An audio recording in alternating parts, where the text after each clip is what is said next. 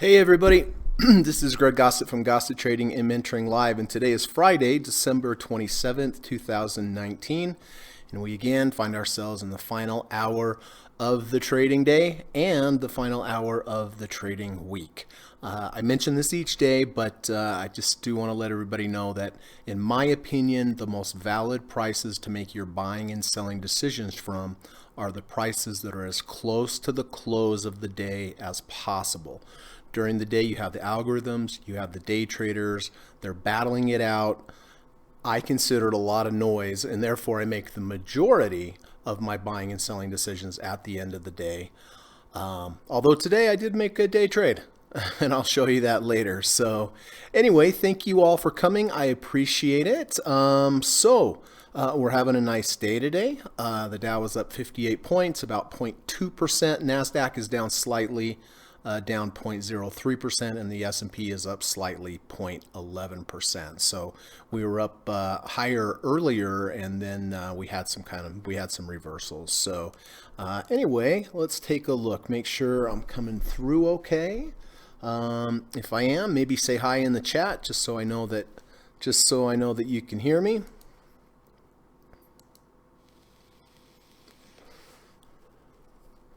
So I do appreciate you coming here today and every day. I appreciate you spending the time, investing your time, and I hope that it is helping and paying you some kind of dividend or some kind of return on your time investment with me here.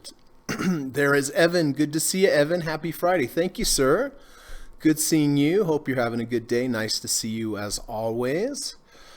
So yeah, we're having a good day. We are definitely having a good day. Hey, Ryan D. Hey, how you doing, Ryan? Good to see you. Thank you for coming. I appreciate it. So, all right, here's the plan for today. First of all, we're going to go ahead and run the U.S. legal disclaimer. Second, we're going to come back. We're going to take a look at all my current positions. We're going to talk about when I bought them, why I bought them, what strategy I used when I bought them, and then going forward, most importantly, how I'm going to manage them going forward, either to the upside or the downside. After that, we're going to spend a few minutes on trader psychology, maybe some good trading words of wisdom about trading or about trading psychology. I mention this also each day, but it's very important to learn how to trade correctly, identify support, resistance, all the different indicators you use, entries, exit. That is very important because you need all that to put together a plan for yourself. But after you've put together the plan, implementing it and following it is a whole nother story. And in my opinion, having the discipline to trade your plan, follow through on your plan exactly how you designed it, is the biggest skill that you can learn in trading. It is a skill, and try to think of it that way. And if you think of it as, if you're starting to deviate from your plan, think to yourself, I need to hone this skill a little bit better, right? So anyway, that's why I like to talk about trading psychology. Hopefully by me repeating it each day, you'll internalize it, and it will start helping your trading. After that, we're going to go through each one of my stocks and my watch list one by one. We're going to take a look at support, resistance, indicators like MACD and moving averages, RSI, ATR channels. And the way that I view trading is that each indicator to me represents a potential group of buyers. And if you want to enter a stock and you want that stock to go up, which is why we all do this, right? You want to make sure that you have as many groups of buyers and many people as possible buying at the same time you are, because that makes things go up. So the way that I view each indicator as a group of buyers, and the more buyers the better, then the more indicators that line up at the same time, the better. Or another way to say that is groups of buyers lining up together is the best. Right, so that's what I'm going to look for. I'm going to look for a confluence or a combination of indicators that are lining up, or another way to say that, look for a confluence or a combination of buyers lining up at the same price point. That's step one. Step two, after you have that confluence of buyers or indicators, even if you have a great confluence, you have to make sure that the risk to reward makes sense. You have to look at RSI, you have to look at the ATR channels to see, are we overstretched here? Are we overextended here? And if we are, you have to look at the resistance levels above you compared to where your stop is. And you have to make sure that, okay, based upon the technicals that I'm looking at or the readings that I'm looking at, I should have more than 2-to-1 upside compared to what I have to the downside. So if you're risking $100, you should be able to make at least $200 before you get into some kind of major resistance. That's step 2. Step 3, make sure that you do not have too many correlated positions. You don't want to have 4 or 5 tech stocks. If the market's up that day, then you're doing really well. But if the market's going down, then you're getting hammered. So I think it's important to diversify among what you trade, different type of stocks, different sectors of business, tobacco, real estate, tech, healthcare, automobiles, diversify it up a little bit, and then, even get more diversified, maybe trade some gold, some silver, some bonds, some oil, of course, if you have a confluence of signals. So that's what I'm looking for. 3 steps. 1, a confluence or combination of indicators lining up. 2, good risk to reward ratio. 3, make sure that I do not have too many correlated positions. And if I get a really great position or a really good setup today and it's a tech stock and I already have 2 tech stocks, I probably don't want to take it. Or maybe I want to let one of the other tech stocks go and replace it with this new one. So that's what I'm going to be looking for. I'm going to go through the chart. If something looks good, I'll go ahead and purchase it at the end of the day. And then after the market closes, if you have any questions, you need clarification on anything I discussed today, please let me know. I'm happy to explain it for you. If you'd like me to take a look at any particular stock symbols and you'd like my humble opinion on me breaking down the chart, I'm glad to do that for you as well. If there is a stock symbol that you think would be helpful for the rest of the group and you'd like my opinion before the market closes, please put a star by it or a couple stars or something, so that I know it's time sensitive, so I can get to it, try to get to it before, I'll do my best to get to it before the end of the day. So all right, well, that's the plan for today. Not too bad, right? So anyway, I'm going to run the U.S. legal disclaimer and I'll be back in about 40 seconds, so hang tight, please. Thank you. This video or live broadcast, like all instructional materials produced by Gossett Trading and Mentoring LLC, is created and published for informational and educational purposes only. Please carefully read and/or listen to the U.S. government required disclaimer before watching this video or live stream broadcast. The video link and disclaimer text are located in the description section of this video or live broadcast, here and here. Thank you so much.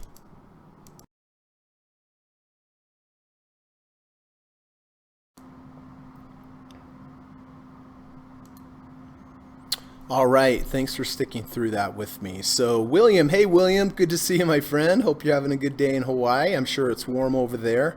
I think it's like 22 degrees here. It is cold. It is cold, but hope you're doing well. Thanks for coming, and please give my best to Cooper. We can hear you fine. Okay, good to know. Thank you, Evan.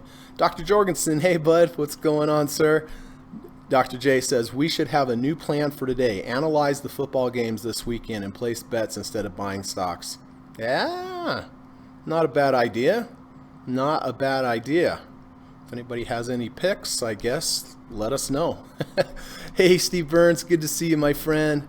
Always nice to have you here. It's always an honor and privilege to have you here. I'm always excited, and I know everyone else is, to be able to kind of rub shoulders with you in the live chat. It's a big deal. It's a big deal. But and also, Steve, thank you for including me on your Twitter list today on your traders to follow. So that's always an honor, and I always appreciate that. Thank you so much. Steve says, big Amazon rejection today, right at the $1,900 price level. Yes, sellers came in, and we will be going over Amazon today on the charts. I probably will be getting out of it based upon the price action, and I'm almost out of shares also. Hey Christopher, good to see you, sir. Hope you're having a good evening in Leeds, and hope you have a nice weekend. Thank you for coming. Mount Doji, hey buddy, what is happening? Mount Doji says hello. Hope everyone had a good holiday. Thank you, Mount Doji. I did have a good holiday, except for my heater went out on Christmas, and of course I couldn't call anybody, so I put on my parka and a couple hats, socks, climbed into bed, saw my breath. All right. Well, let's get to it. Ryan says, dig in your channel, man. Hey, thanks, Ryan. I appreciate that. Thank you very much, and I appreciate you coming. Evan says, do you think DG is too high in the channel? Well, I haven't looked at it yet, but the way you're asking, probably. Let's take a look. Oh.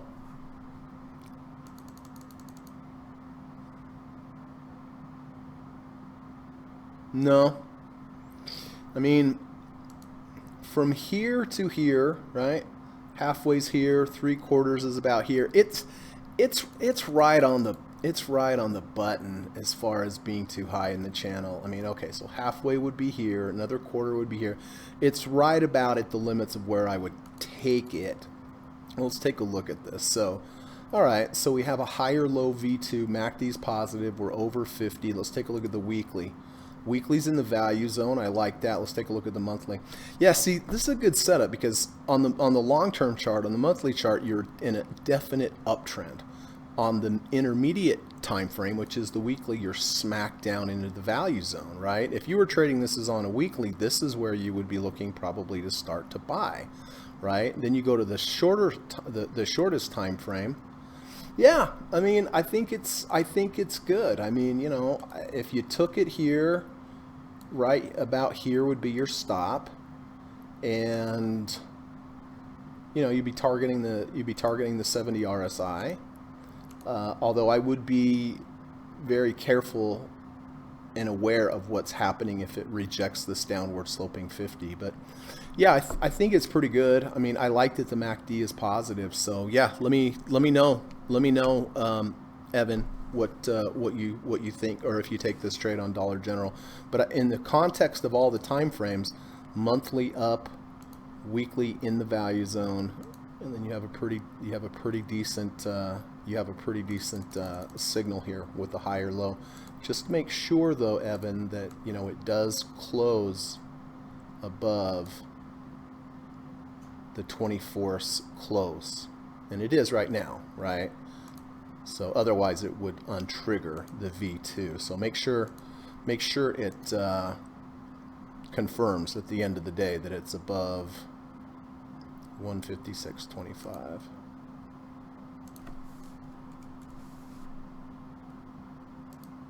All right. Mount Doji says, do you think the candle today on GME is too big to make any plays?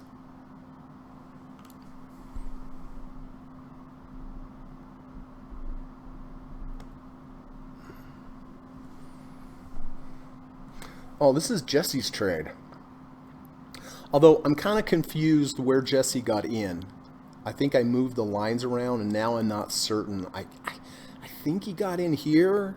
I'm not 100% sure. If he did, I would have gotten out yesterday actually with the close below the halfway, but I'm not 100% sure where he got in. I think it was here. Do you think the candle today on G is too big? Oh, I'm looking at the wrong chart, Mount Doji.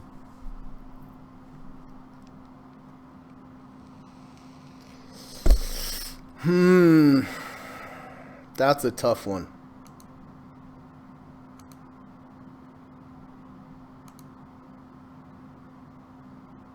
And we have the 50 smack dab right here. We have the 200-day smack dab right here. We rejected the 200-day last time. Doesn't mean it's going to reject it this time. It's up 10%. But, you know, think about it this way, Mount Doji. Your risk to reward, your risk is down here.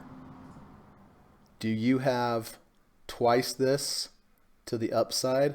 Maybe if you're really optimistic that you're going to get up here and test these previous highs, but I would be concerned about that 200-day moving average. And from that standpoint, I don't think it is that great of a risk to reward. I mean, it is a very strong bar. It's coming on a lot of volume. I understand that. But me personally, I probably wouldn't take it. But let me know. Let me know what you do. Hey, Alan, good to see you, buddy. Thanks for coming by. Hey, Gamer Squad. Hey, David. What's happening? Are you still in Colombia right now? Evan, cool. Thanks, Greg. Marco, hey, buddy. What's going on? Nice to see you, Marco. Hope you're having a good evening in Slovenia. All right, well, let's get to it. All right, so I did buy Amazon back here on the 17th of December when we closed above the 250-day moving average. This gives me a good line in the sand. If we close below the 250, I would get out with a small loss.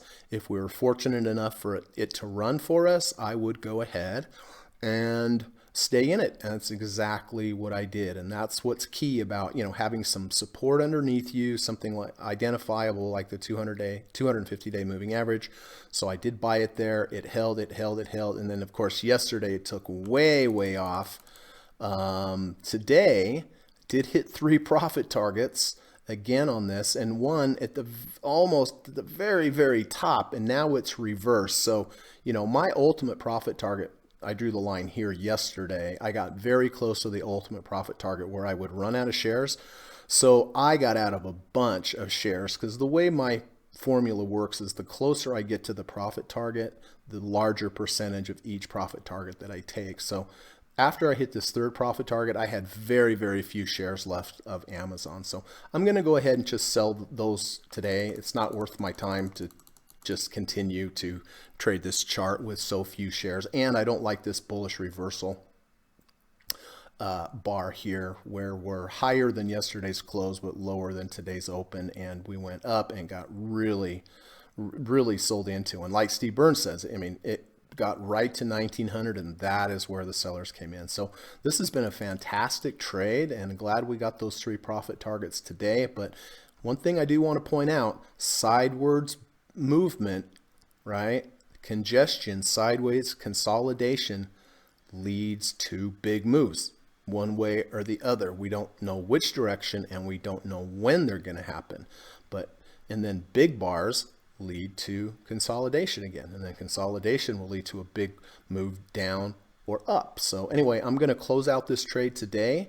It's been a fantastic trade, and thank you, Amazon. Haven't had a trade on Amazon for a while, but it was good that we were patient and waited for that entry. Gold. So similar to Amazon, we had this sidewards movement here. I did buy it back on the 13th when we had the 5 EMA cross over the 20 EMA. This is a good back-tested approach to trading gold.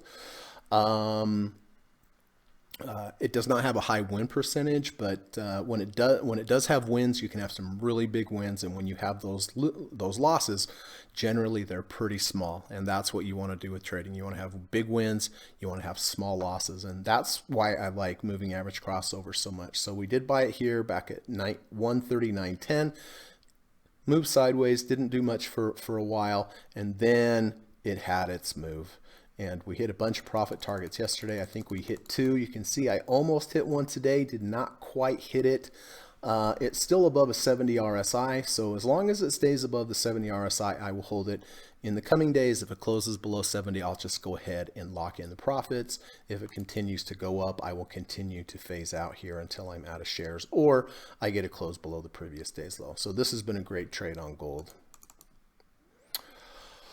All right, SPY. So listen, in case we have some new viewers, I want to go over this quickly. I do buy the SPY ETF each day at the close of the day, and I sell it the first thing the next morning. It has nothing to do with support, resistance levels, anything like that. It just has to do with data. It has to do with a good back-tested study. This is from Lizanne Saunders at Bespoke Invest on Twitter. With this backtest, this data backtest, two approaches. First approach is buy the SPY each day in the open, sell it at the close. So every day, buy the open, sell the close, buy the open, sell the close. If you would have used this approach every day since 1993, you've actually returned a negative 13.9% return for all your all your work.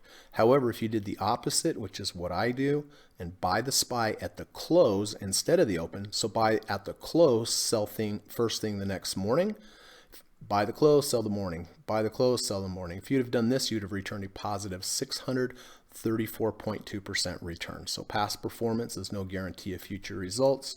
That's true with any trading approach, but if I'm going to allocate capital towards an approach, I'd rather allocate it towards something that has long-term good results. And this does. The blue line is the buy in the afternoon, sell in the morning. The orange line is the buy in the morning, sell in the afternoon. And you can see the clear winner is the buy in the afternoon, sell in the morning. So with that being said, I did buy SPY again yesterday near the close at 322.94 and got out today at 323.71. So made about 77 cents per share just on the overnight. So this has been unbelievable in the last month. I mean, it's just, we've had a few losing days, I guess, in the month, but mainly it's just been up and up and up and up and up. So this has been a great trading approach for me. This one simple approach has been responsible for about 22% of all my profits for the entire year. So yeah, and cherry on top, we got the very top of the day. So they were selling immediately upon the open. So I will buy this again at the end of the day and sell it first thing Monday morning. All right, well, VIX finally woke up for us. I did buy VIX back here on the 20th of December. We went under 30, over 30 RSI. We went under the third ATR negative third ATR channel, over the negative third ATR channel. And we had a V1. Here's day one, here's day two. Day two washes out day one, closes above day one's close. And in addition to that, see how we have this nice sideways movement? And then see the day that I bought, it broke to the downside and reversed back up. So, you know, this is what I'm talking about when I talk about a confluence of indicators. Under 30, over 30, under the negative third ATR channel, over the third ATR channel. V1 and a false breakout to the downside and reversal. So I bought it here at 1501. It just kind of didn't do much. And then today, it moved up with some volume and we did hit a profit target. It's up 2.22%. So far, so good. It's interesting though that we have the market, you know, being up and the VIX being up. So there is some volatility coming into the market now. You can just see it, you can just sense it. And the VIX is telling you. So, right? I mean, we had the end of the year coming up. People are probably wondering, are people going to be selling, you know, before the first, selling after the first? Are people going to be reallocating, or funds going to be reallocating? So that's probably why you're starting to see some volatility come into the market. But anyway, really happy with this trade so far. I only took a quarter position on this trade because the VIX is such a big mover. So I didn't take a 10% position size. I took a 2.5% position size. But generally, 2.5% position size on a big day is like having a 10% in a normal stock as well. So anyway, very, very happy with this here. Targeting the 50 RSI as my initial profit target. Keeps moving up. I will continue to phase out. My stop will be probably at this point, probably close below here on this washout bar. Yesterday, see, this shows closed, but yesterday, if you guys watched, it was above. What my charts do is, if something's down in after hours, it plots it. So you guys remember, I was like, I'm gonna get out if we close under the halfway bar of the washout bar, and before, at the close, it was still above. After hours, it went down, and that's why Trade Navigator plotted that. So anyway, so far so good. And then you hear me talk all the time about how I do most of my trading at the end of the day. Well, exceptions for everything, right? So literally I was bored. I got up early. I got all my stuff done and I sat down and I thought, well, I'll look for a pattern, see if I can find a pattern. So 5-minute bars on Apple. Shouldn't matter whether these are weekly bars or monthly bars or 10-minute bars or 1-minute bars, right? But right here, see how we were under the 1 ATR channel, see how we came back into the value zone. Then we had 2 days down. Then the next bar gave us a nice V1 and V2 actually. But V1, if you look at it that way, or here's day 1, day 2, day 3, day 2, washes out day 1, closed above, and closed back into the value zone. So I did buy it here at 289.53.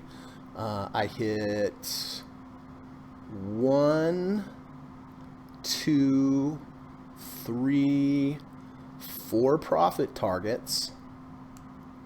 And then I got out here because we rejected the 50-day moving average. So, wasn't a huge move, but it was 74 cents. That's pretty good, right? So anyway, so that was my day trade on Apple. And I did get out. And was it the right place to get out? Yes, it was. It definitely was. So anyway, that was my trade. Let me get rid of this. Look at Apple, how it gapped up high today, really gapped up and immediately went crashing back down. I mean, really, see this bar? Up, down, and it's been down ever since. So I had never seen a stock drop so fast, $3, Apple. But anyway, that's that. So those are the positions.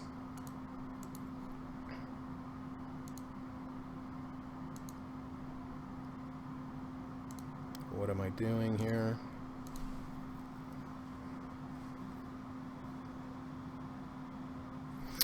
David says, yes, sir, still down here. Oh, that sounds nice. That sounds good. Hope you're having a good time there, David. Mount Doji says, I really like ABR the most today.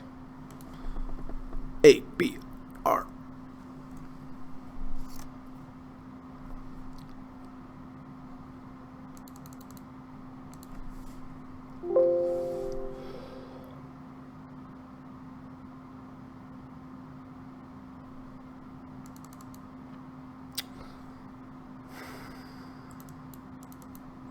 Well, I guess we have a little bit of a V1 here, not much. See, this bar does wash out yesterday's low, but not by a whole lot, Mount Doji.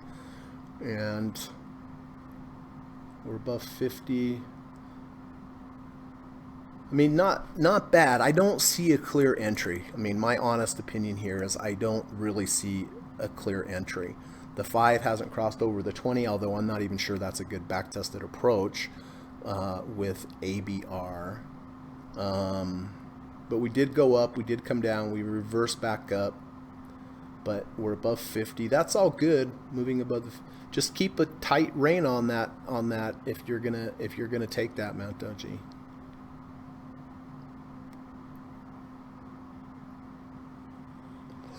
Hey Frank, the poet Frank is here. I posted your stuff on my Twitter last night, Frank. It's so good. Hello, Greg and group. A poem. Okay, here we go. Risk reward is a ratio all traders need to know. It helps protect your dough. So measure what you stand to make and the amount of loss that you can take. Frank, so good. Seriously, Frank, you're a writer. You probably know how to do this. You need to publish a book of trading poems. I mean, I think it would sell. I mean, just the novelty of it and the eclecticness of it. I'd buy it. What a great coffee book, right? Fantastic, Frank. One more time. Risk reward is a ratio all traders need to know. It helps protect your dough. So measure what you stand to make and the amount of loss that you can take. Very good, Frank. Thank you. Dr. Jorgensen says, more easy money. Thanks, Spy. I guess it will always go up. Yeah, right. Look back at May. Ugh. You know, when you read the tea leaves and if people say things are easy and always, that's about the time it's done, right? But I know Dr. Jorgensen's kidding. Hey, Murat, good to see you, my friend. Hope you're having a good night, a good evening in Norway. And then Bing He, there's our friend from Singapore. How you doing, sir? Nice to have you here. Thank you for getting up early. Kurt, what's going on, my friend? Kurt says, hey, Greg and all. Good to see you. Hope you're doing well, Kurt. Merritt, Greg, it is not 2 days down. It is 5 minutes down. Oh, yes, sorry. You are correct. I'm just so used to saying dailies because I rarely trade intraday. You're right, 2 bars. How about that? Yep. Thanks for keeping me on the straight and narrow there, Merritt. You're totally right. Amazon has been like red meat to a lion. Made 2 great trades and I'm out now. Sweet. Nice, Frank. Dr. Jorgensen says, Apple a day pays the bills. Christopher Hitchens says, what's ABR? Looks like Arbor Realty Trust, so it looks like a real estate trust. Oh. Mount Doji says, it's a realty trust, real estate REIT. All right, so listen, this is the time of the day that I do like to talk a little bit about trader psychology or some trading tips or trading words of wisdom. And, there's some really great channels out there on Facebook and on Twitter that put a lot of time and energy, burn a lot of calories by putting out these great posts, these helpful posts. And one of the best, of course, is our good friend Stephen Burns. And I saw this actually on Facebook, but I'm going to share it on Twitter. But this is so good, everybody. Let's listen to what Steve has to say. Great traders are profitable because they have become masters at managing uncertainty. They don't win because they can see the future. They win because they are certain of what they will do in the present moment when faced with uncertainty. Isn't that good? So good. I'm going to read it again. Great traders are profitable because they have become masters at managing uncertainty. They don't win because they can see the future. They win because they are certain of what they will do in the present moment when faced with uncertainty. So what does that mean? It means you have to have the plan. You have to have an if-then statement. If this happens, I'm going to do that. If that happens, I'm going to do this. When I studied with Dr. Alexander Elder, he taught me, and he teaches this in his books as well. He's like, look, you have no idea what the market's going to do. But if you don't know what you are going to do, you are dead. And that's the importance of having a plan. Like Steve says, we can't see the future, but we have a construct of a plan that if we're wrong, we get out quickly. If we're right, we're able to hold on to it. So this is such a great saying that really sums up trading. Remember, we're managing risk, right? We're not trading, we're managing risk. And we have to know exactly, if this happens, I'm going to do that. If that happens, I'm going to do this. So when I saw this, I was like, oh man, this is one of the best posts forever. So thank you, Steve. Appreciate that. Oh, I should say, because it doesn't have on. Oh boy.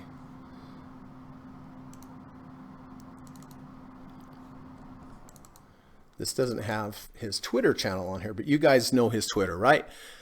At S. Joseph Burns on Twitter. That's his Twitter handle. And if you have not subscribed to him on Twitter, please do so. Read everything he has. Go to his website, newtraderu.com. He has great articles. He has great courses. He has a great video newsletter that he provides 3 times a week, and I never miss it if at all possible. And I subscribe to it personally because I think it's that good. But thanks again, Steve. All right. How we doing on time? Okay.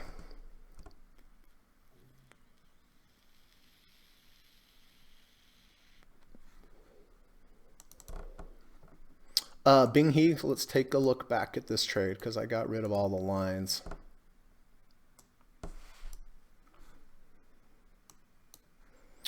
Right here. So we come down below the 1 ATR channel. We come back into the channel. We have 2 bars down, 2 5-minute bars down. And then here is the V1. Well, I would say that there's 2 indicators going on here. You have the V1. You also rejected the -1 ATR channel. See how we were below it, and then closed back into it? So we had a nice V1 that also rejected the -1 ATR channel. And if you get a V1 or V2, it's always better if you have a V1, V2 when it rejects something substantial like a -1 ATR channel. Look here, right? Here's a V2, boom, boom, boom, right? See how we have day 1, day 2, or bar 1, bar 2, bar 3, bar 2 washes out, bar 1, bar 3 closes above day 1's close, and it rejected the -3rd and closed back above it. See what I'm saying? Same thing here. We went above the -1 ATR channel, 2 bars down, and then had the V1 and rejected the -1 ATR channel. So that is a confluence. You have the V1 and a rejection of the -1 ATR channel. Does that make sense, Bing He? Frank says, Steve is awesome. He absolutely is. It's had a big effect on my life. Thanks, Steve. William says, hey, Greg, what made you decide to take Apple trade intraday? Is it because of the stock in play or just because the gap up in volume? No, I was just bored. I was just bored, William. I had gotten up early, got taken care of all my stuff, and I was just sitting here going through the charts, going, okay, I don't need to go through them anymore. And I just happened to look at the 5-minute bars, and I was looking at it about here, and I said, okay, it's, under the 1 ATR channel, -1 ATR channel back in. Then I had one bar down, next bar down, and I said, all right, if I get a V1 here, I'm gonna take it because it's a higher low V1 back in the channel. And then I was scrambling to put in all my limit orders. I'm not used to having to do it that quick because they're only 5-minute bars, but and I hit, what was it, 3 profit targets, maybe 4 profit targets, and it was nice. I mean, it was 74 cents per share in 5, 10, 15, 20, 25, 30 in 30 minutes. So that was good, and definitely now look at it. Ugh. So now it's down. So this stock was up $3.50, and now it's down 68 cents. Kurt says, I finally signed up for TrendSpider today. Now I can do some serious back testing. Yay. Sweet. Well, I'll tell you what, a lot of people are using TrendSpider. Really glad. Let me know how you like it, Kurt. Was it easy to set up, putting your indicators, doing that? But I mean, I know a bunch of people that use it. Kurt uses it. Chris Uhl uses it. Steve Byrne uses it. I think Jesse uses it. Maybe Jackson. Jackson's been moving. So I haven't seen him for a bit, but looking forward to him coming back. So, all right. Well, that's that. So let's take a quick look at current positions again. Amazon. Glad I hit those profit targets up there because it's getting pretty nasty. So I will definitely be closing out Amazon, locking in profits on this whole deal. But that's been a great trade. Gold, still hanging above the 70. I'm going to have to watch this at the end of the day. If it closes under the 70 RSI, I'll have to get out. SPY, I believe I have my orders in to buy SPY. Yes, I do. VIX is kicking butt. So that's good. We'll have to see how it reacts around here. Get on up there a little higher. We'll get that second profit target. And then, of course, Apple. I had that little day trade on. We can get rid of Apple. Okay. Well, let's get to it and get down through the charts and see if there's anything here today. Apple, of course, nothing there. We have a V1 to the downside. You guys see this? Here's day 1. Day 2 washes out or goes above day 1, and now it looks like it's going to close below yesterday's close. Am I going to short it here? No, I'm not. 76.88 RSI, still way too high for me to think about doing shorting or buying or anything. I am just going to wait for a pullback here into the value zone. Adobe gapped up, reversed. We're going to see a lot of this today where we gapped higher and reversed. Not a great sign. Waiting for a pullback into the value zone. Amazon, ooh, might go negative on the day. Might go negative. So anyway, we'll be closing this out today for a great trade. Boeing, boy, I'll tell you what, I like Boeing. Now, I don't like the chart, but I just like Boeing in general. It's a monster. It's a behemoth. It's had a lot of bad news. that's my opinion. I like it, but do I want to buy it? No. It's okay to have an opinion, but then you have to, combine your opinion with an actual entry signal. So there is no entry signal on Boeing. Berkshire Hathaway is just over the 1 ATR or over the third ATR channel. Move down a little bit sideways.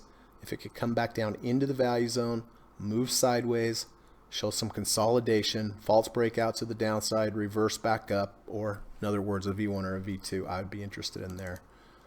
Beyond Meat, down today. Here we made a lower high, so I need to wash out this low here. Whenever you make a lower high, even if it moves sideways and had a V1 or V2, I wouldn't take it. If we make a lower high, I need to wash out that first low.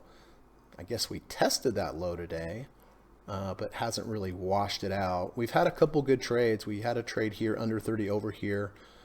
Entered here, scaled out some here, scaled out some here, got out here because it wasn't doing anything, re-entered here, had a couple profit targets, got out here. So I've had a couple decent trades, not huge trades, but decent trades, but nothing yet on Beyond Meat.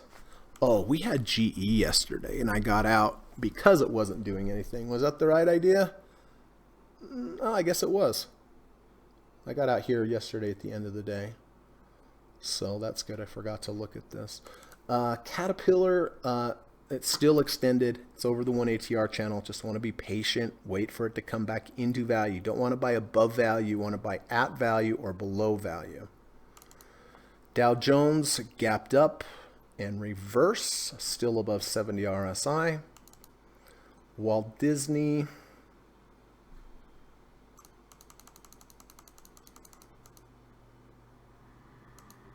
I would be interested right here. See the confluence of the negative third ATR channel and the 50-day upward sloping 50-day moving average.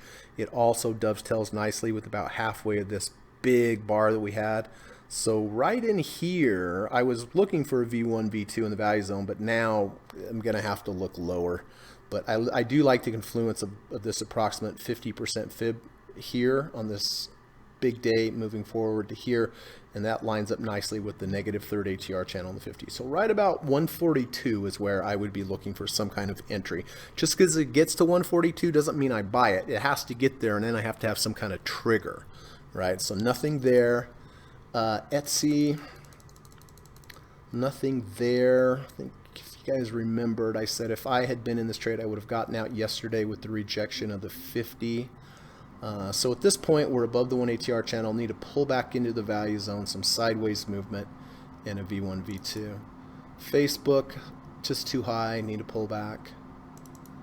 Gold, gonna have to watch this. If it closes under 70, I've got to get out of this. But we had a great trade here, 520 EMA, and this has been a beauty. Google, down. Did have a false breakout to the upside today. See how we broke above all these previous highs and then we reversed back down. So what do we have here? We have a false breakout to the upside and a V1 to the downside. Does that mean I'm going to short it? No, but if I were in this stock for whatever reason, I certainly would be getting out. There's a difference between having a signal that looks bearish and getting out of a long position. Just that's fine, but it's different than actually initiating a short position. All right, so two red flags here. False breakout to the upside and reversal, and a negative V1 to the downside. So nothing there. Goldman Sachs, nothing there. Ooh, VIX is taking off like a banshee for us. Home Depot, above the 1 ATR channel, need to pull back into the value zone. Hey, who had IBB yesterday? Was it Dr. Long? Dr. Long bought some puts on IBB yesterday. I think at like 122. They were cheap puts. They're expiring today, so looks like he's had a great trade there. Nice. Nice, nice. All right, Intel, Kurt. I don't know if you still have your Intel puts, but Like I said, if you have 80-90% of those put premium already in your pocket, probably not worth holding on for that last 10% because your risk to reward's horrible at that point. IWM, pretty big bar down today. Johnson & Johnson, too high, pull back into value. CarMax continuing to go down. I've been looking for a bounce under 30, over 30. Tell you though, the best bounces, everybody, come when you come down here, 30, and you bounce right off. See how we've come down into 30? Now we're stuck down under here. It's never a good sign. Really not a good sign. It's better if you come down to the 30 RSI, go under for a little bit, and then bounce off. But this is down, down, and it's stuck under here. That's not a very good sign at all. Coca-Cola, too high here. Need to pull back into the value zone.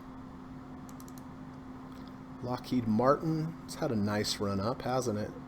Need to pull back into the value zone. MasterCard, too high. Pull back into the value zone. Look at VIX. We might get that second profit target there today. We might get it. Let me make sure I have this programmed in. Oh no. I deleted it.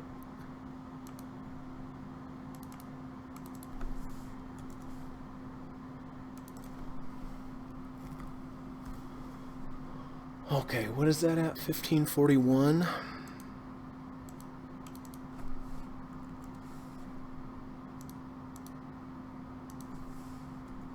Maybe we'll get that at the end of the day. Who knows? Okay, that's taken care of. Where was I?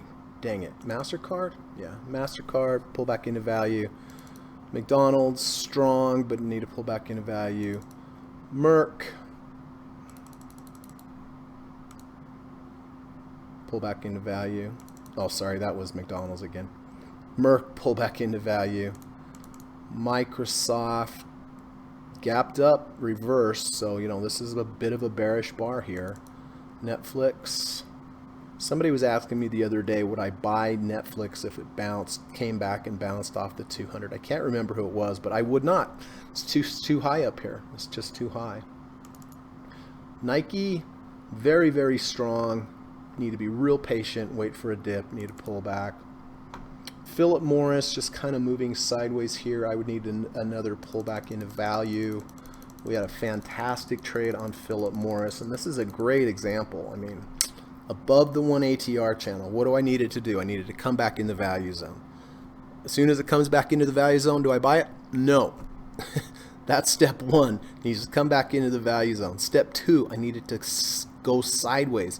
I need to make sure that, you know, there's an equilibrium of buyers and sellers and that it's not continuing to go down, down, down. We have this nice sideways movement kind of winding up the watch, right? Sideways movement, we know it's going to break either to the downside or the upside. We just don't know when and what direction, but everything's there. Above the 1 ATR channel, into the value zone, nice sideways movement, nice washout, rejection of the 200 and a V1, and it was smooth sailing ever since then. It just face. And I did get out here on this day when we had this big reversal bar. A little higher since then, but really it's just kind of moved sideways. So nothing there.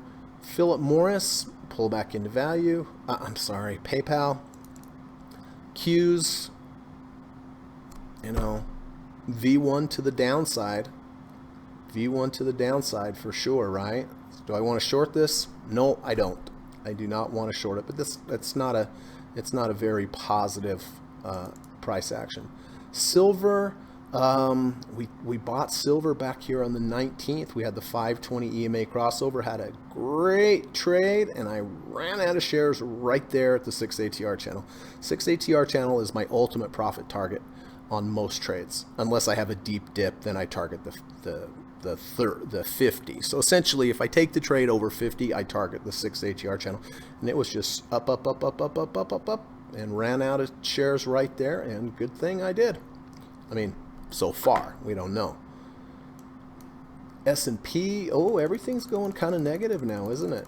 So, of course, we had the overnight SPY trade. I'll be picking this up again at the close. Bonds, did kind of form a little bit of a base down here and has moved up slightly, but we're under the -1 ATR channel. Now we're back in. People that bought here, once it starts moving up, if it starts to falter, they're probably going to sell. That's going to cause it to probably come down. That's when I'm looking for those 2 days down before I look for a higher low V1, V2. Tesla down a little bit. This has been a short killer from hell. Can I say that word on YouTube? Sorry. Anyway, I cannot get involved in Tesla in any way, shape, or form. Twitter has been rejecting this third ATR channel here. I need to pull back into value to get interested. United Health Group. Need to pull back into the value zone somewhere in here. Oil down slightly today. Really can't do anything with this. Looks like it's a little toppy up here, getting next to the third ATR channel. VIX, oh baby, it's almost there. Come on now. 3 more cents. You can do it. I have faith. Boy, that's a big day. That's a 3.5%er. So we'll see if we get that profit target before the end of the day. Get on up there. Come on, 2 cents. Verizon. Nothing on Verizon. Walmart, surprisingly, has not participated in the rally lately. We were above the 1 ATR channel. We've come back in. We've had 3 days sidewards now. This is good. If I could get a V1 or a V2, this would be a decent setup coming in the future. XLE, rejected the third ATR channel. Need to pull back into value. Financial Select, looks like we're making a lower high. Need to pull back into value.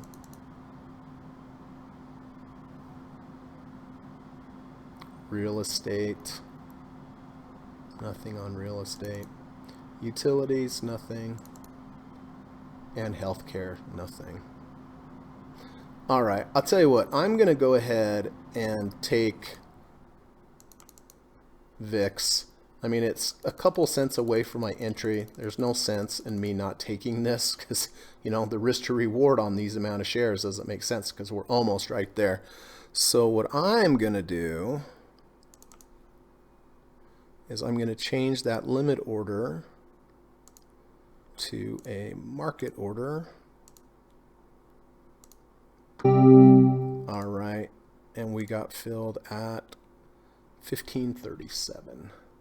So not quite where we wanted, but we're so close, it just seems neglectful to not take it just based upon 2 pennies.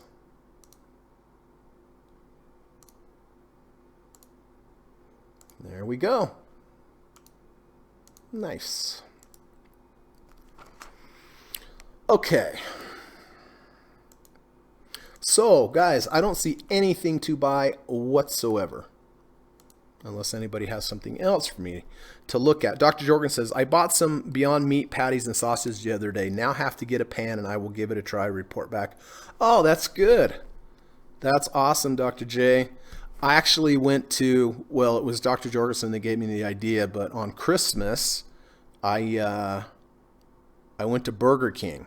I was going to try out the Impossible Burger, and I've gone to Burger King for a lot of Christmases in a row because they're the only thing open, and I was all excited to try the Beyond Meat or the Impossible Burger, and I got there, big sign on the door, closed, so I guess they changed their policy.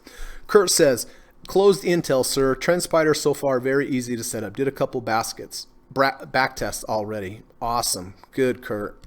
Bing He says, Greg, can you do a comparison on DRI and KMX? Both is near 30 RSI and stay there, except DRI stay above 30 RSI while KMX is below. Seems like staying around 30 RSI either below or above is bearish.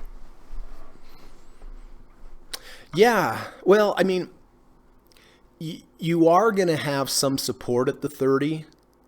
But of course, I like to see the stock go under and back over, like it tests the water, right? Test below and then go back up, or test above and come back below. But yes, let's take a look, Bing He.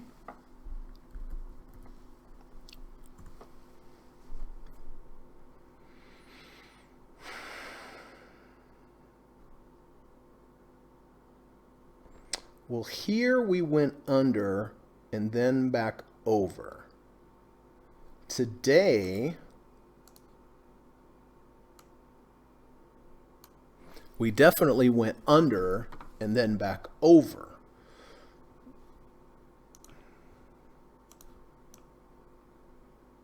We also, at least at the moment being, he had a false breakout to the downside. See, we went under 30, over 30. See how we took out this previous low, tested the waters under there, and now it looks like we've closed above that low. So that's a confluence. That is a confluence, and it gives you a good risk to reward ratio. I mean, if you're wrong under 30. So that one doesn't look too bad as it sits right here. Now let's look at your other one. Oh yeah, CarMax. CarMax is way worse because it's gone under 30, stayed under 30, held under 30, and again, like I was showing you guys before, when you have the 30, you have the line reading under the 30 and it just stays under, that is very bearish. That is very bearish, Bing He. Yeah, I don't like this CarMax right now at all. At all. At the very least, it would have to close back above the 30. But I like your DRI a lot better. A lot better. Looks like it was a good idea to take the little haircut on the profit target, at least so far, right? 10 cents worth. So that's good.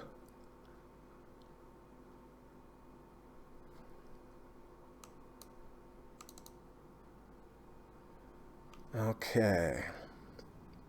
So yeah, I don't see anything to buy. Of course, I know we're gonna sell Amazon. That's a done deal. What do we have?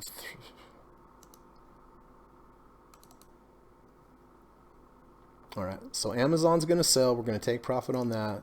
Gold, ooh, look at this, 70.02, 69 now.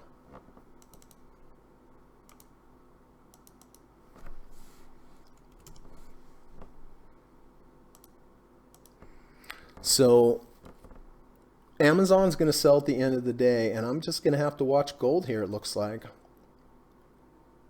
What do we have? We have about 2 minutes. So if this closes under 30, I am out of here. Oh, hey, let's take a look real quick. CMCSA, look at Aman Solo, this nice V2 rejection. Look at this beautiful trade he's had so far. Nice going, Aman Solo. ROL, this is one of the few trades I've ever seen Aman Solo lose. He took this V2 here. I would be getting out here today because it closed below halfway. Aman Solo had another great trade here. Higher low V2 at 1410. Now it's 1486. It's up 3.27% today. So I would be looking for a rejection of this 50. Nice trade. Mount Doji took this a couple days ago. BLDR, this bullish engulfing bar with the V1. It looks like he's about break even unless he took some profit targets somewhere. Jesse, I'm not sure on this trade if Jesse bought this here. I can't really say. And then Evan took a trade at 58.80 yesterday on WBA. And I think he was going to use the close of the 50, but MACD did go positive today, and he is positive. He is positive so far on the trade so far. So nice going. All right, turn my attention back to gold.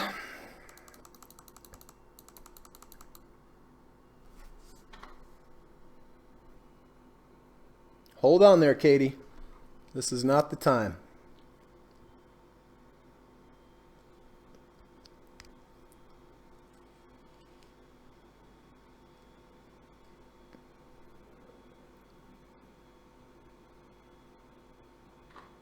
Hold on, Kate.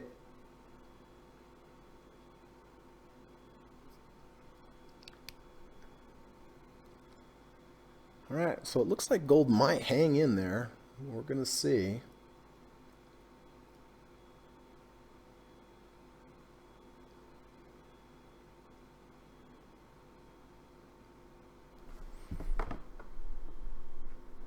Yep.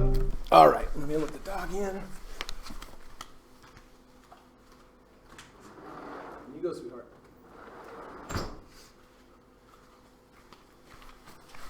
Whew. All right. Well, that's the trading week. That is the trading week. So Amazon, that did sell at the close there. That was a great trade. So thank you, Amazon. So that one's off the books. Gold did hold above a 70, so I kept it. SPY 322.86.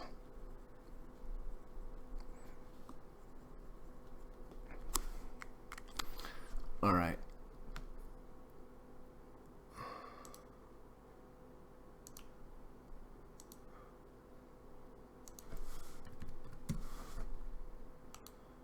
Okay, that's our new trade there.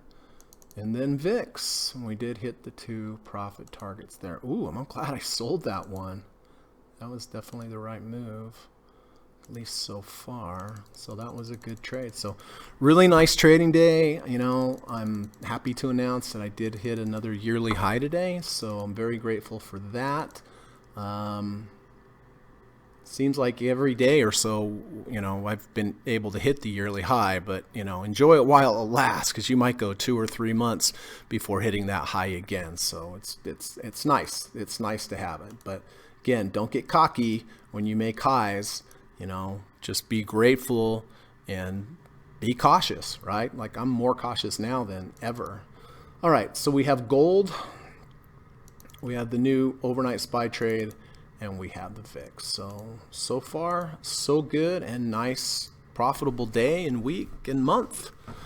So happy for that, right? Just about managing risk, getting out quickly when you're wrong, staying in and phasing out when you're right, at least the way I trade. So listen, I'm going to get to the rest of the comments and questions.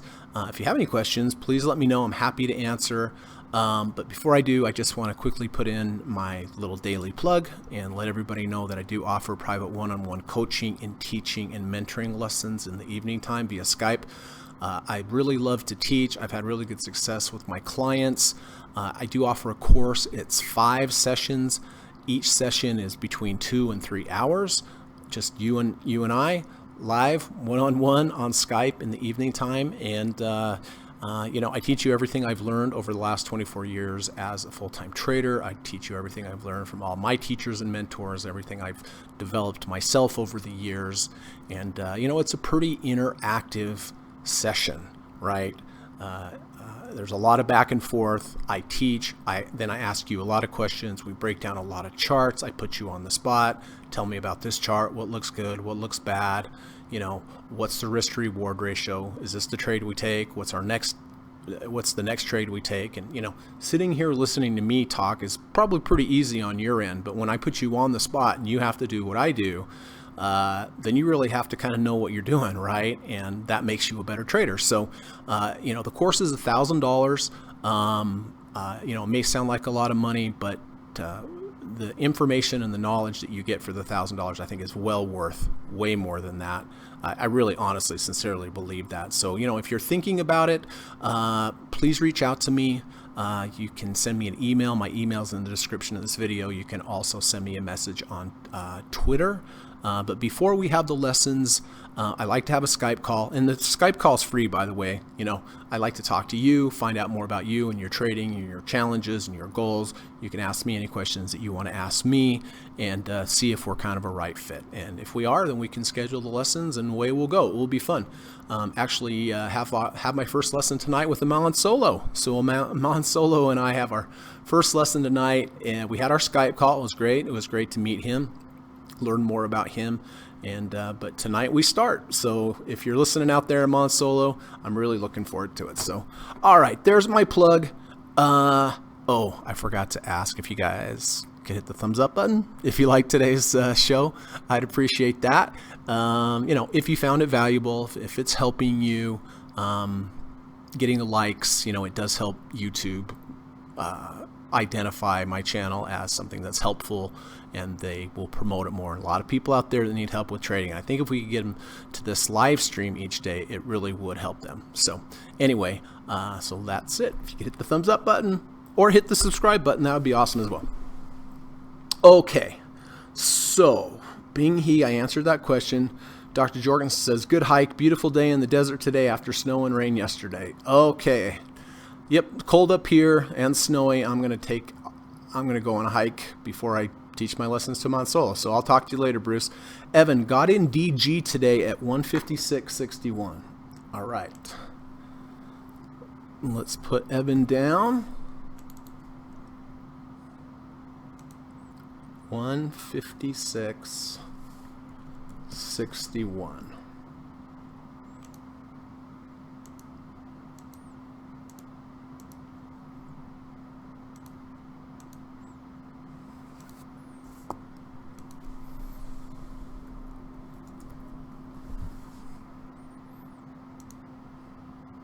Yeah, I mean it's a higher low V2, moved above the 5 and the 10 and the 20, reject the 100-day yesterday, had this nice V2, also closed over the 50 EMA, closed above the 50 RSI, and MACD is positive. So yeah, looks good.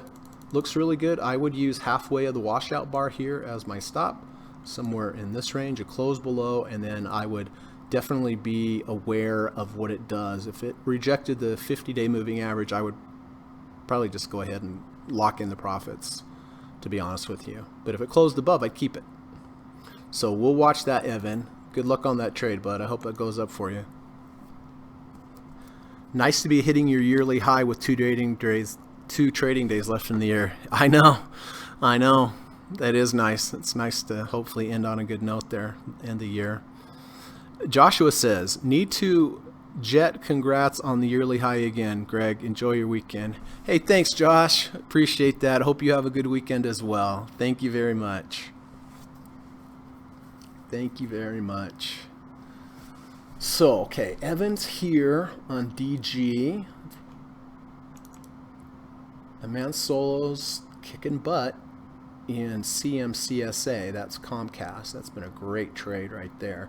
You know, it's moved so high here. It will close below the previous day's low. I would lock in profits if that's how I was trading, but maybe Aman Solo has a different plan. ROL. Okay, so this is the one that I hope Aman Solo got out of today. If he's still in this. Love, really nice trade by Aman Solo. Doesn't look like it, right? But I mean, it's up 5.25% from entry. So nice trade, Aman Solo. Mount Doji, I believe, still has BLDR here. It looks like it's profitable so far. CME, I am not quite sure what Jesse did with this. And WBA, Evan, we bought that, or you bought that yesterday at 58.80, I believe, and now it's 59.02. So way to go. Evan says, I was curious why you got out of GE so quickly and were so patient with GLD sideways movement. Ah, that's a good question.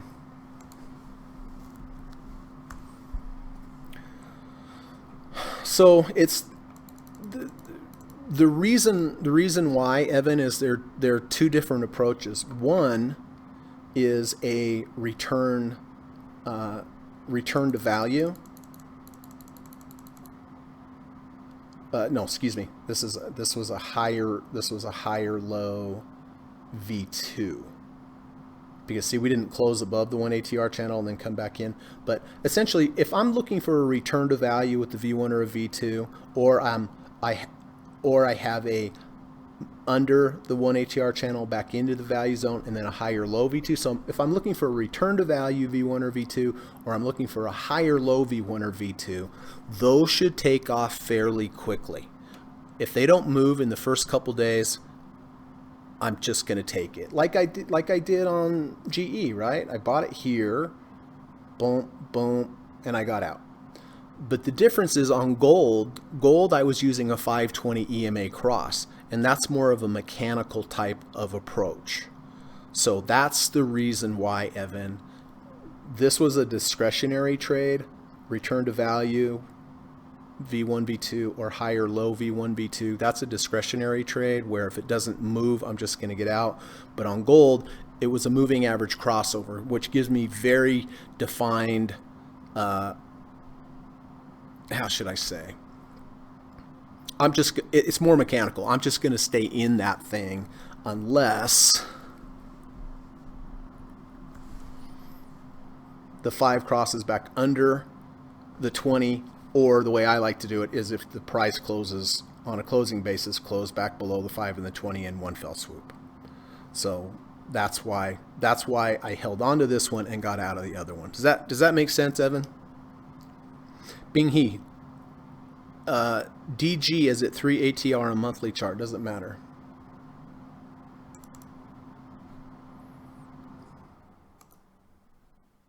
Yeah, it's a good point. That is pretty high. That is pretty high. But on the weekly channel though, because Bing He, if you're trading something on the daily, you should look at the next higher time frame above you. If you're trading the daily, what really matters is the weekly, right?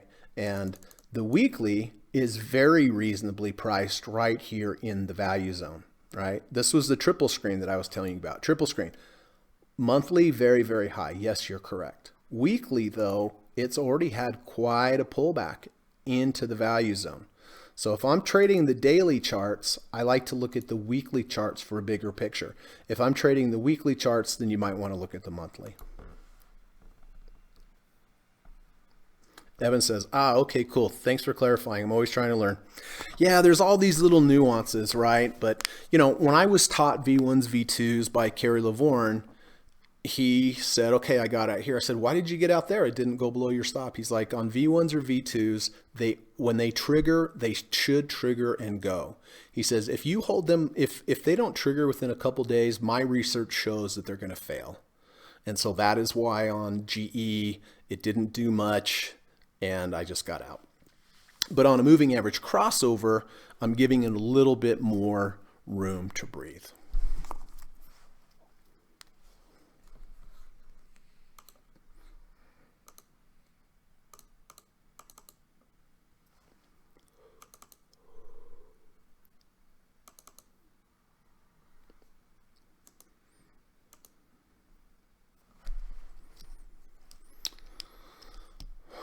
Had my heater fixed yesterday, so that was great. Having heat again last night. Man, I'll tell you what, things you don't appreciate, or things you don't appreciate when you don't have them, like electricity, awnings, heaters.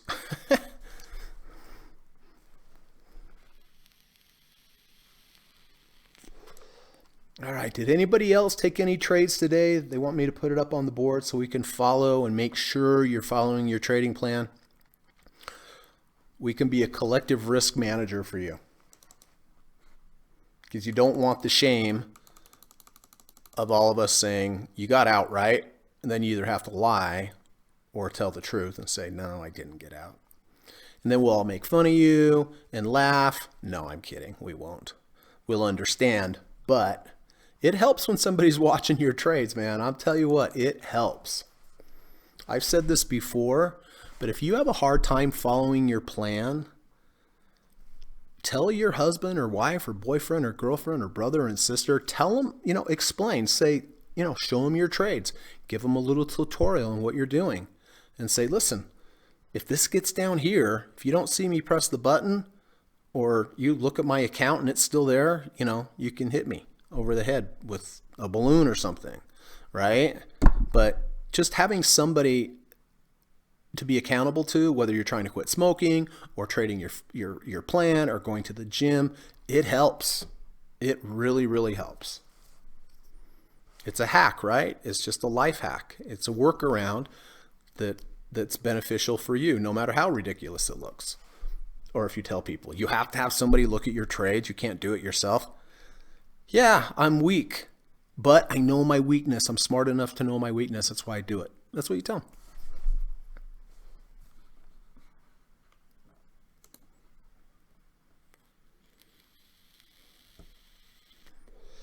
William, says, could you plot where the 50 RSI will be on IWM? Bought some puts here. We'll get out if it closes back above the 70 RSI. All right, let's look.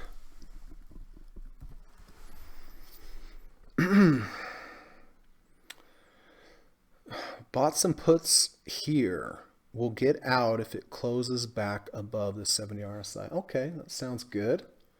So let's take a look. You want to know where the 50 is going to be on Monday, William?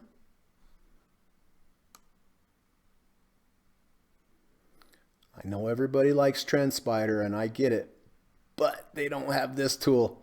This is the best tool ever. Actually, Trade Navigator is the only tool that I've ever seen that has this. I can see where, what RSI is going to be tomorrow at a certain price, which to me is very valuable, actually. You don't have to use this, but it is a nice tool to have. Looks like the 50 RSI on Monday, William, will be at 162.97.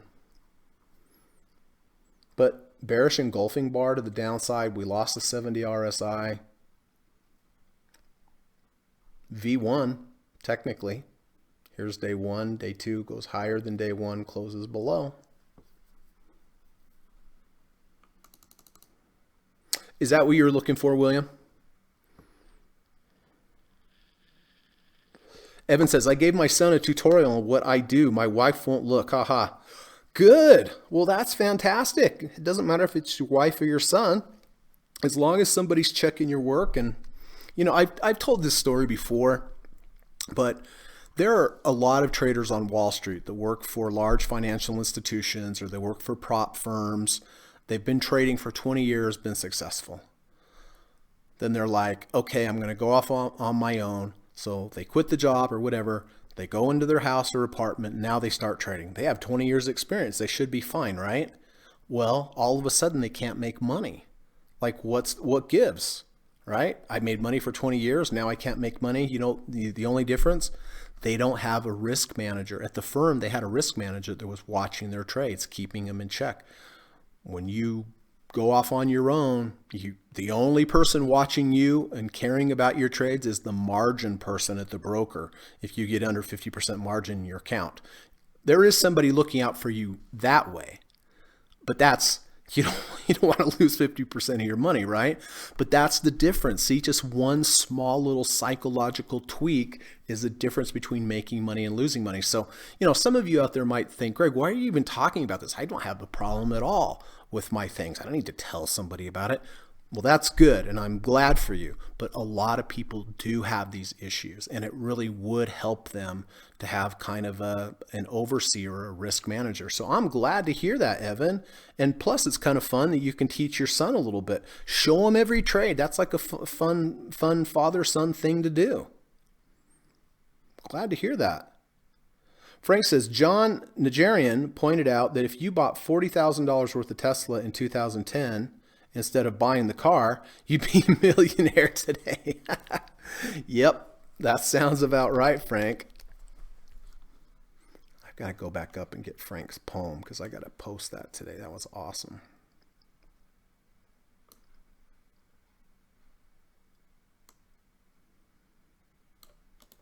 All right, so there, and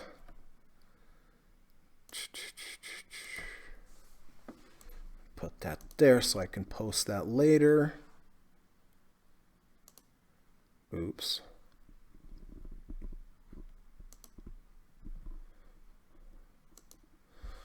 Man, I love these poems, Frank. I hope you can come out with a book one day of trading poems. Seems like every trader would have that. And you're so good at it. Okay.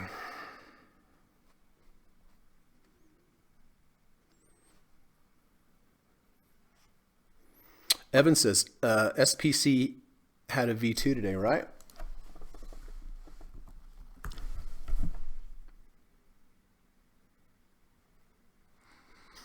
Yeah, it had a V2, Evan, but there's no way I would be buying it up here, right?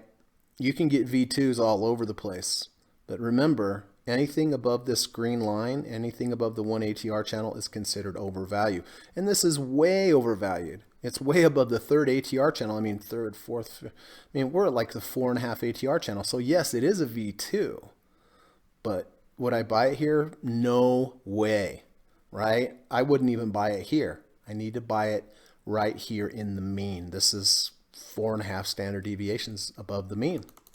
So I want it to revert to the mean, get back to value. Does it mean it has to go down? No, it could go skyrocketing it up.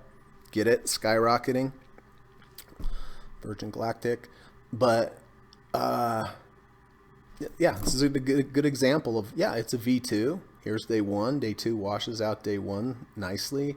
Day three closes above day one's close. Yes, it's a V2, but it's way too high. That's why at the beginning, of the podcast, when I was telling you, look for a confluence of signals, look for good indicators, but make sure then you have a good risk to reward ratio. Okay, so yeah, this is a decent setup as far as setups go, but the risk to reward is horrible.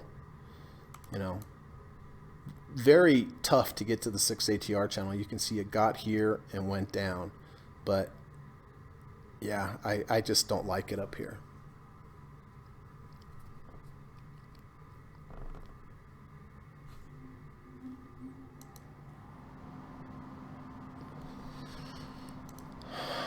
All right, so we have 2 trading days left, and it should be very interesting, with the end of the year stuff coming in here, people rotating out, people selling positions. They want to go flat for the calendar year and then get back in on the second, which is Thursday. Yeah, it's gonna be interesting. I'm actually very happy with the positions I have here. I mean, I have gold, but I've scaled out of 80% of it or more, so I don't have a large position here. SPY, of course, it's just the SPY is the SPY, right, on our overnight trade, and then VIX. So actually, I would say, I mean, only 3 positions. I would say that it's much more defensive minded and bearish here, with the SPY being the only kind of long-sided position. But look at the volume today on VIX.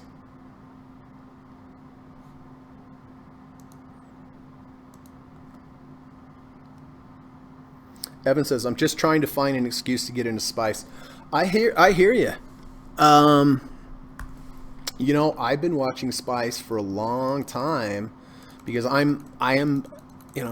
was talking with Bruce about this the other day, Dr. J, that, we were talking about the next big thing. And I said, I think the next big thing is space, space tourism, hypersonic flights, all this kind of stuff. And, like Steve Byrne mentions, Virgin Galactic is the only one in the space that really is a public company, like SpaceX and what's the other one? Blue, I can't remember. They're not public yet. So, obviously this would have been the spot to buy it down here, but there were no real signals. It did have some nice sideways movement, and then of course it took off. But this is a lesson, Evan, to, I want to get in it too, but I have to follow my rules, right? I can't buy up here. I need to, but yeah, I mean, I think space tourism and space exploration, all this kind of stuff is going to be big. And I think Boeing is also going to be a participant in that as well. That's really why I like Boeing. I mean, everything is going to be space mining, all these other things in the future. And, Boeing's into flying stuff and rockets, and I'm sure that they will be, participating in this as well. And I'm sure their 737 problems at some point will be forgotten. So that's why I like Boeing as well, but I need a setup on Boeing also. Bing He says, Greg, when market is down last year end, do you still keep looking to buy or you start doing short? I am just thinking, should I start to find stocks to short now since market is too overextended? So, Bing He, shorting is very difficult. It doesn't seem like it would be, but it's difficult because you can short something, you can have a couple days down and then a huge rally back, right? I mean, you get these sharp reversals with shorting. My honest opinion, Bing He, and I've been there, trust me, there's been years where I've been focused on shorting, but I think the more holistic way, just like on SPICE, right? SPCE. Like it's high, but am I thinking about shorting it? No, I just want to be patient and wait for the dip. Like I know as a trader, you feel like you need to be doing something, but the problem is when you're going long and shorting, you can get cut up both ways. You can lose going long, you can lose going short. Just my personal opinion, I would wait. I would not, yes, things are overextended. I would be looking for a pullback and then going long at that pullback instead of trying to short in anticipation of a pullback. Shorting is difficult. I mean, there's certain setups that are good, like double tops with bearish divergence. Then you have a lower high with the V1. And, you know, as we go through here, I'll show you things that you know, could possibly be a short if, you know, you're inclined to want to do that. I mean, I take some shorts sometimes. You guys seen me. I've taken 4 or 5 shorts this year. I mean, if we look at the diamonds, this is the Dow. There's really not enough. Remember, we want a confluence of short signals. If we're going to go short, we want a confluence. You know, a V1 to the downside is not enough. The Qs. V1 to the downside is not enough. Even if it closed under the 70, it would be a little better. Over 70, under 70 in a V1, but I think you really have to pick your shorts very carefully, Bing He.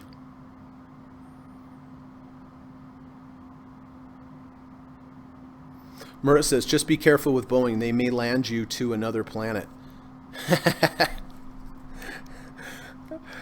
How do you mean, Murat? Like the stock price, or they may put you on one of their planes and land you on another planet? Are you talking about the company and the planes, or are you talking about the stock?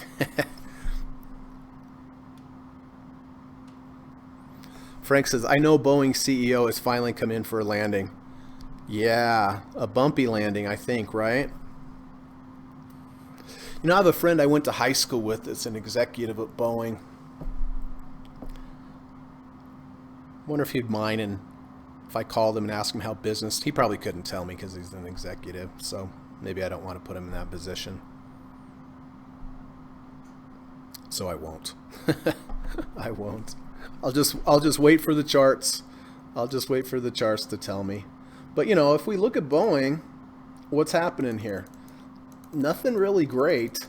I mean, we're down. Yeah, we've rallied. We couldn't rally into the value zone. Down. You know, coming back down here, testing this previous low over here. Might be something if it converged with the low RSI, but there's not even a double bottom, bullish divergence, anything like that.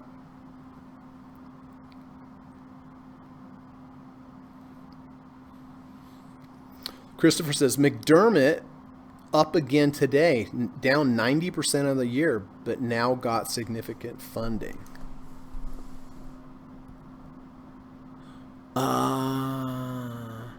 What's the symbol for McDermott?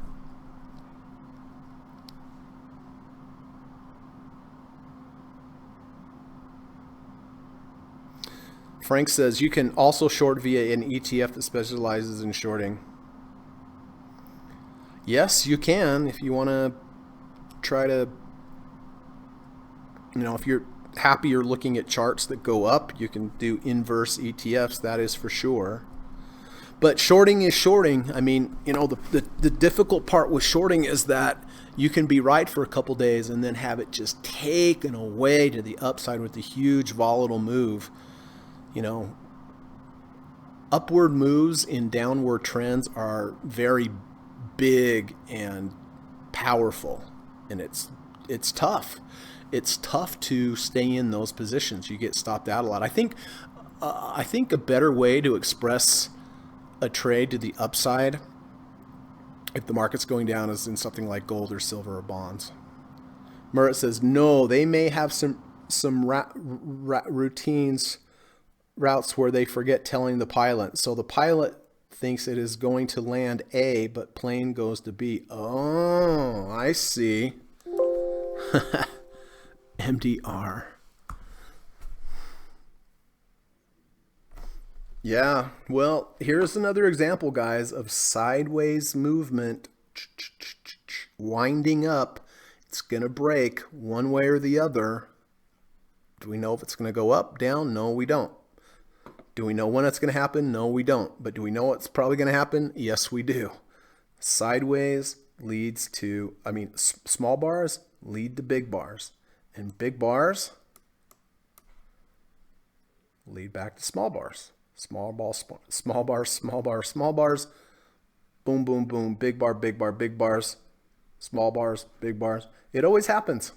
That's exactly what happens. Essentially, what's going on here is that volatility always changes. It contracts, it expands. When it expands, and it's going to contract. All right, everybody. Well, listen, William, thank you so much. I appreciate it. I hope you have a good weekend as well in Hawaii. Say hello to Cooper. Thanks for coming. Christopher, good to see you. Hope you have a nice rest of your evening there in the UK. Murat, hope you have a good evening there in Norway, bud. Appreciate that. Frank, good seeing you. Thanks for the poem. Appreciate you guys coming by. Bing Hee, hope you have a good morning in Singapore today, and thanks for coming by. Evan, nice to see you, and we'll just have to be patient and wait for SPCE, right? Let's see. Joshua Kaufman, glad to see you. Thank you for coming back. It's nice to have you back again. Hope you have a good weekend. Thanks so much. Dr. Jorgensen, thank you, my friend. I'll talk to you later. Kurt, good seeing you. Keep in touch. Let me know how things are going, but thanks for coming by today. Hope you have a good weekend. Let's see. Mount Doji, good to see Mount Doji. Hope you have a good weekend, my friend. And thanks for coming. And Gamer Squad is relaxing down in Colombia. So thanks for tuning in from Colombia. Good to see you. And when you do come back, hope you have a good trip back. And let's see. Steve Burns, of course. Thank you, my friend. Appreciate everything that you do, and thanks for coming. Thanks for including me in your Twitter list today. Always appreciate that. And Ryan D, thank you, my friend. And I'm digging that you're coming here. If you have any questions or I can be of help, Ryan, you just let me know, okay?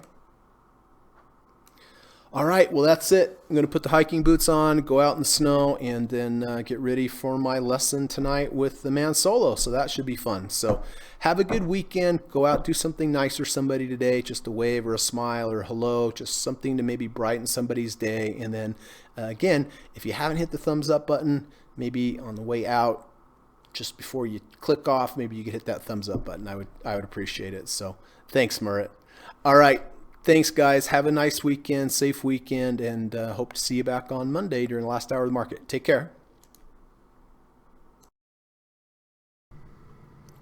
U.S. government required disclaimer.